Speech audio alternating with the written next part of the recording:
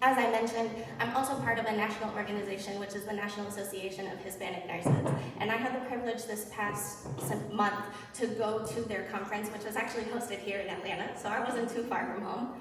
And it really allowed me to flourish and make these connections. Through all of these different things that I just mentioned with ONS, you can definitely find them in other national organizations. So please, I implore you to reach out and start to see what organizations align with your values and your views. You might be surprised what you find.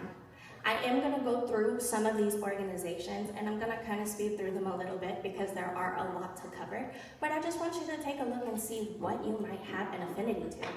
So of course, for national organizations, we have ANPD, which is the Association of Nursing Professional Development, and this is focused on specialty practice of nursing professional development and enhancement of healthcare outcomes.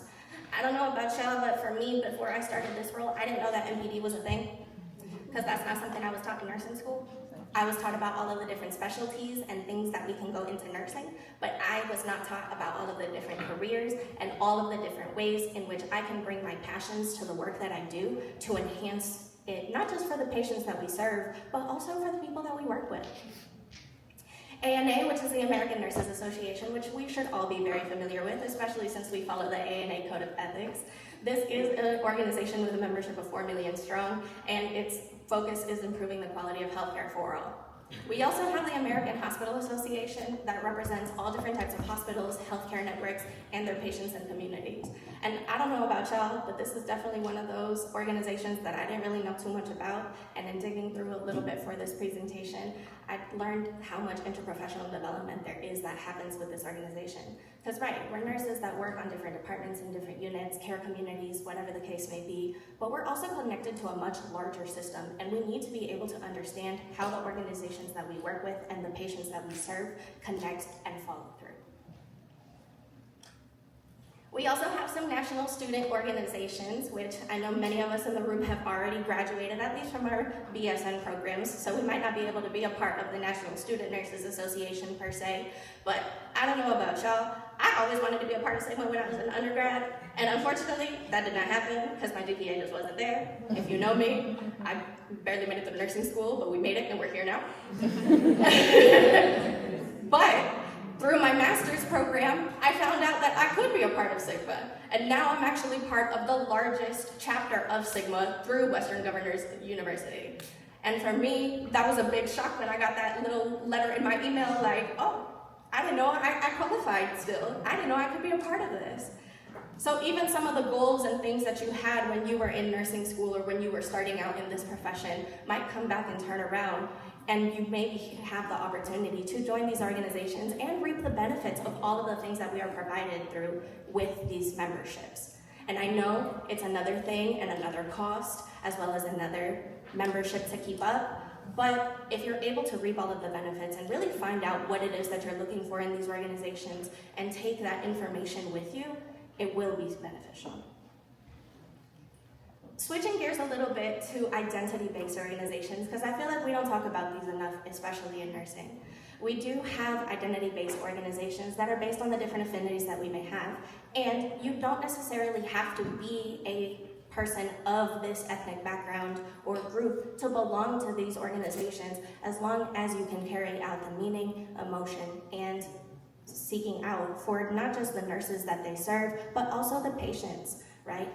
For me, I'm a Hispanic nurse. I'm originally from Venezuela. I'm an immigrant, right?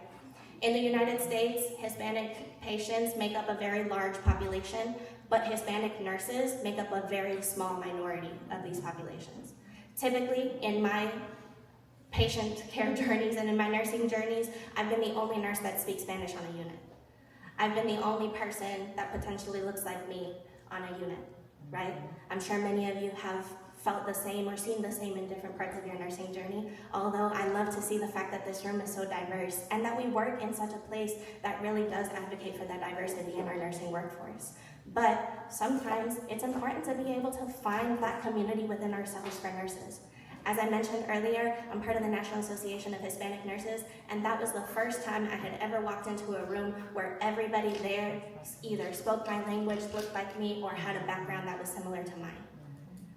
These organizations provide leadership opportunities. You can be chairs of boards, you can be part of committees, you can, again, as I mentioned with all of the things with ONS, you can be involved in all these different ways and serve the communities and patients in a different way. I was also able to bring back all of those resources from that conference I went to and share it with my team because I saw the value in those things and wanted to share those things with them so that way they could potentially take some of that knowledge as well.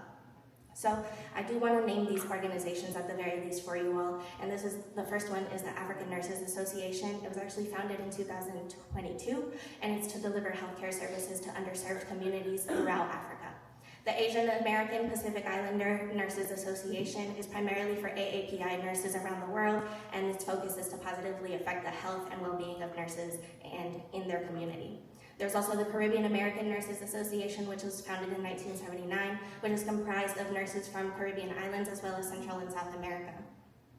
You have GLMA Nursing Section, which is part of a much larger organization through medical providers as well, and the focus is to advocate for change, action on behalf of the LGBTQ community, as well as they have 5 groups for proposed actions that are specific to the values that they have. You also have the Hmong Nurses Association, which is membership is primarily of Hmong nurses and their communities among the nation, and its focus is sharing knowledge and mentorship with future Hmong nurses and to promote and sustain a healthy community. There's also the National American Arab Nurses Association, which is currently on hiatus, but it's because they are reevaluating their specific values and the mission and what they want to seek out when they reestablish their organization. We have the National Alaska Native American Indian Nurses Association, which was founded in 1993 in North Dakota, and their focus is to rekindle the spirit and reconnect the circle by establishing a community for their people. As I mentioned, I'm part of the National Association for Hispanic Nurses, which was founded in 1975, and it's primarily for uplifting the voice of Latino nurses throughout the nation. We also have the National Black Nurses Association, which was founded in 1979, and it's a forum of collective action for African American nurses to represent and advocate and implement different strategies for the quality of access to healthcare. You have the National Association of Indian Nurses, which is primarily for nurses and nursing students of Indian origin and heritage, and they are serving as the official voice for Indian nurses and professional issues. You have the Philippine Nurses Association of America, which is primarily for Filipino American nurses, and it's to promote professional excellence, contribute to healthcare, society, education, research, and clinical practice.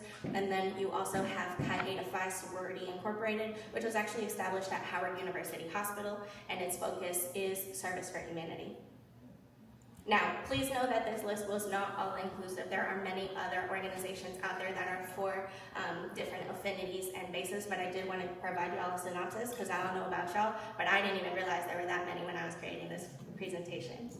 And then of course, because we're here in the state of Georgia, we do have all of these different organizations that are specific to Georgia and their chapters, so I do encourage you all to reach out and seek these out as well. And then to wrap it all up for all of the presentations that we had with my lovely co-presenters and co-workers, we really wanted to be able to present to you nursing professional development the oncology way. We are all oncology nurses, and we're embarking on the journey to oncology nursing, keying into nursing excellence, choosing the path of least resistance, and key strategies for embracing our purpose, and then of course having our purpose unlocked and taking key steps to a fulfilled career. If you have any questions, please let us know. Also, that QR code that you see on the screen, if you want to actually have a copy of this presentation, please go ahead and scan it. I know we went through a lot of different types of information, so we wanted to make this as accessible as we could for you all. Thank you so much.